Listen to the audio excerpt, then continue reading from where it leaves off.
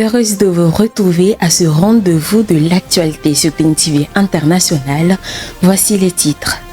Les artistes musiciens du Togo s'inscrivent dans la campagne nationale de reboisement lancée par le gouvernement. À cet effet, ils ont mis en terre de jeunes plants dans la commune du Golfe 5. Les détails à découvrir dans ce journal.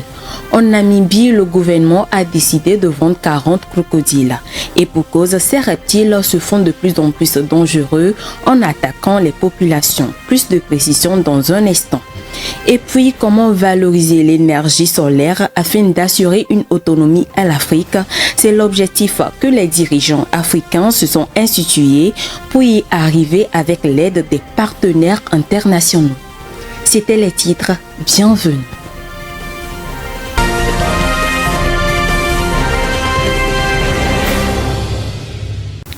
Pour accompagner le gouvernement dans sa politique de reboisement, les artistes de l'association Famille des artistes, auteurs, compositeurs et interprètes du Togo ont une fois encore réitéré leur engagement.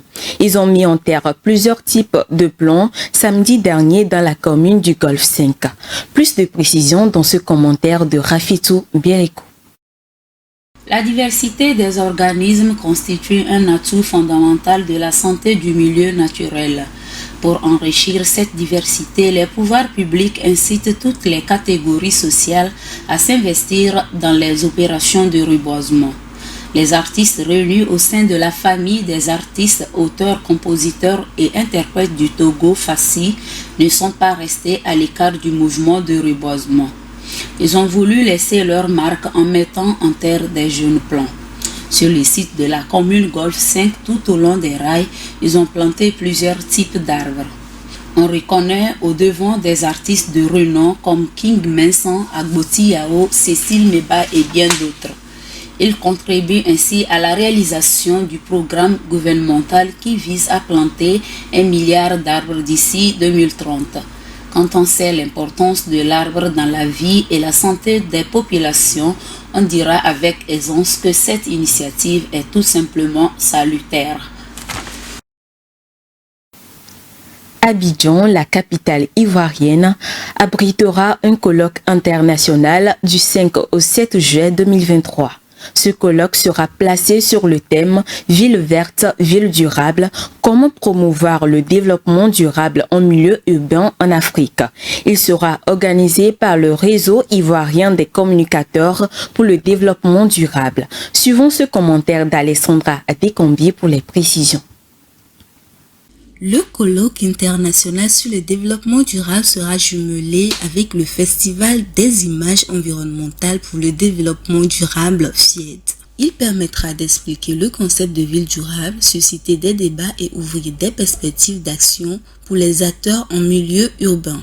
Durant les 3 jours de cette grande rencontre internationale, plusieurs axes des contributions scientifiques et des échanges vont couronner ces assises, entre autres l'innovation pour une ville verte et durable, la qualité de vie en milieu urbain, la transition économique pour une ville durable, la résilience pour les villes vertes et la gouvernance. Ce colloque s'inscrit dans la perspective de promouvoir une nouvelle urbanité, de vulgariser les principes de développement durable et de l'urbanisme écologique et d'engager la réflexion sur la durabilité des villes ivoiriennes et africaines. En somme, les acteurs sont conviés à échanger sur les villes vertes et durables.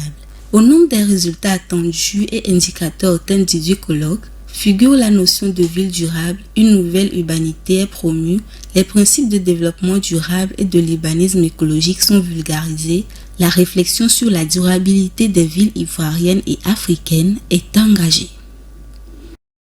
La population namibienne subit depuis quelques années des attaques répétées de crocodiles. Face à cette mauvaise situation, le gouvernement de ce pays a décidé de vendre 40 crocodiles dans le but d'assurer la sécurité à sa population. Plus de précisions dans le commentaire qui suit. Le gouvernement namibien a indiqué le jeudi dernier à l'agence France Presse qu'il va mettre en vente une 40aine de crocodiles et délivrer davantage de permis de tuer ce reptile à la suite d'une hausse des attaques sur des hommes. Le ministre de l'Environnement, Bourham Bachivita, a déclaré à l'AFP que cette décision a été prise au moment où la hausse de la population de crocodiles dans le pays a augmenté et pose un problème de sécurité. Dans un communiqué publié le mercredi dernier, le ministre avoue avoir annoncé que 40 crocodiles ont été capturés dans des rivières des régions du nord-est de Kavango-Zambezi avant d'être vendus aux enchères. Le gouvernement a précisé que ces reptiles seraient vendus à quiconque peut prouver qu'ils possèdent des habitats convenables pour les crocodiles ainsi que des papiers en règle pour l'exportation.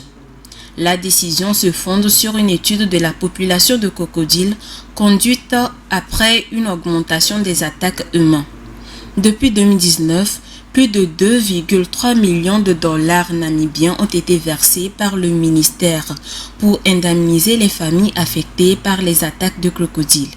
Les enchères pour la vente des crocodiles vont commencer le 17 juillet et des ventes similaires seront répétées périodiquement afin de contrôler la population de reptiles dans le pays.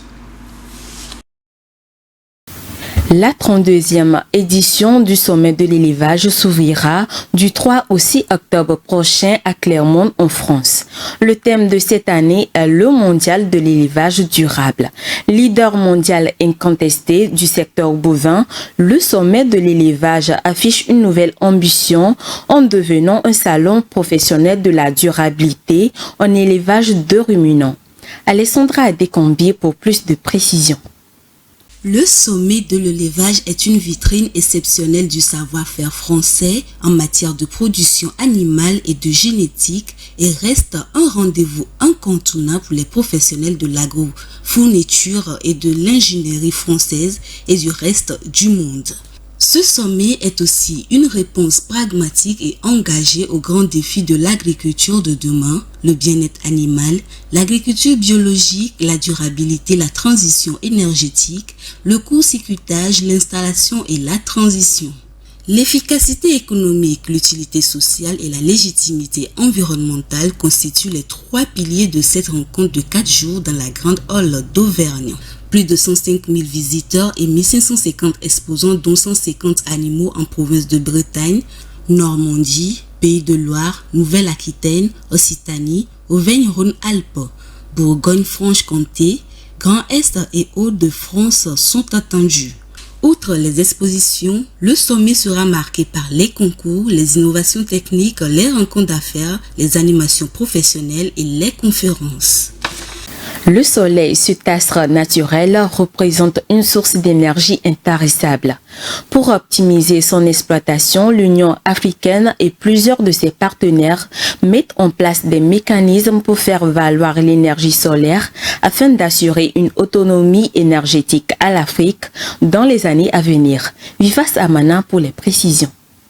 Le soleil est une richesse naturelle dont l'Afrique ne cesse de profiter.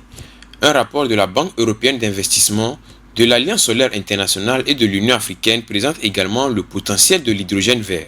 Dans ce même rapport, il est révélé que l'Afrique bénéficie de facteurs de capacité en matière d'énergie renouvelable allant de 28 à 38% pour le solaire et de 26 à 51% pour l'éolienne terrestre. Les auteurs du rapport estiment que l'exploitation optimale du soleil et de l'éolienne des pays africains devrait permettre au continent de produire 30 à 60 millions de tonnes d'hydrogène vert par an d'ici 2050. Cette performance représente environ 10% du marché mondial d'hydrogène vert à cet horizon. Pour produire 30 et 60 millions de tonnes d'hydrogène vert par an, le continent devrait cependant mobiliser des investissements estimés entre 680 et 1300 milliards de dollars d'ici 2050. La plus grande partie des investissements serait consacrée à la construction de centrales solaires et de parcs éoliens nécessaires à la production d'énergie renouvelable, soit 50 fois la production actuelle de l'Afrique issue du solaire et de l'éolien. Le rapport révèle par ailleurs que les pays africains ne concentrent qu'aujourd'hui 3% des annonces de projets de production d'hydrogène décarboné à l'échelle mondiale. Ces projets concentrés essentiellement dans les sous-régions de l'Afrique du Nord et de l'Afrique australe représentent une capacité d'environ 48 gigawatts. Leur production future est cependant destinée à l'exportation à hauteur de 90%. La pollution de l'air est une pandémie cachée pour la plupart des villes africaines. Cette pollution cause 155 décès pour 100 000 personnes, soit près du double de la moyenne mondiale. Que faire face à cette situation? Les éléments de réponse dans ce commentaire. La pollution de l'air dans les villes africaines est en expansion rapide et est plus que mortelle. Mais des solutions écologiques pourraient sauver des dizaines de milliers de vies. Des recherches antérieures parues dans la revue des Lancet Planetary Health sont arrivées à la conclusion que l'air toxique, en particulier les particules et les gaz industriels et des transports, provoque la mort prématurée de 1,1 million de personnes par an. Une étude s'est penchée sur la situation dans 4 villes du continent africain qui connaissent une croissance rapide, Accra, Le Caire, Johannesburg et Lagos, pour évaluer les coûts sanitaires, environnementaux et économiques de la pollution. Selon cette étude, avec un scénario écologique, jusqu'en 2040, les villes prendront des mesures pour améliorer la qualité de l'air, comme la modernisation des transports publics et l'introduction des cuisinières plus propres. Sur le plan financier, l'approche écologique pourrait sauver 125 000 vies et permettrait d'économiser 20 milliards de dollars de coûts. Elle permettrait également de réduire les émissions de gaz à effet de serre d'environ 20% dans les villes. En Afrique subsaharienne, le taux de mortalité est lié à la pollution de l'air. Il est donc nécessaire d'adopter les bonnes pratiques afin d'avoir un environnement plus vivable pour toutes les générations à venir. Ainsi s'achève ce journal. Merci de l'avoir suivi. Restez sur Green TV International pour la suite de nos programmes. Au revoir et à très bientôt.